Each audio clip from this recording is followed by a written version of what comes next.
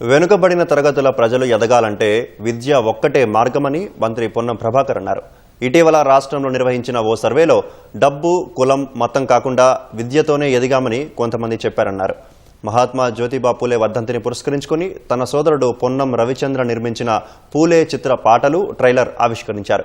హిందీలో మంచి విజయాన్ని అందుకున్న ఈ చిత్రాన్ని తెలుగులోకి అనువదించడం అభినందనీయమన్న పొన్నం విద్యతోనే ఎదగొచ్చని సత్యాన్ని పూలే చాటి చెప్పారన్నారు. ఈ చిత్రాన్ని ప్రజలకు మరింత చేరువ చేసేందుకు ప్రభుత్వం కృషి చేస్తోందని పొన్నం తెలిపారు.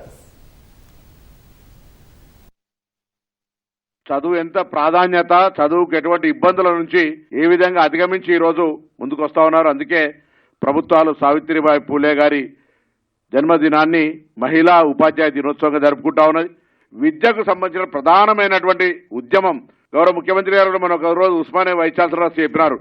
గతంలో ప్రభుత్వాల దగ్గర డబ్బుండే స్కీమ్స్ పేరున ఇవ్వడానికి, భూములుండే పంచడానికి, ఇప్పుడు అవి పూర్తిగా ఇబ్బందికరమైన పరిస్థితులు ఉన్నప్పుడు మొత్తం ఇవ్వగలిగేది ఒకటే, భవిష్యత్తు తరాన్ని నిర్మాణం చేయాలంటే విద్య.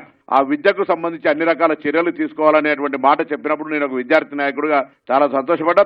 భావజాల వ్యాప్తి, విద్యా వ్యాప్తికి సంబంధించినటువంటి చిత్రాన్ని తప్పకుండా క్షేత్రస్థాయికి తీసుకుపోవడానికి ప్రభుత్వం పక్షాన కూడా మేము మా యొక్క భాగస్వామిని ఇస్తాం.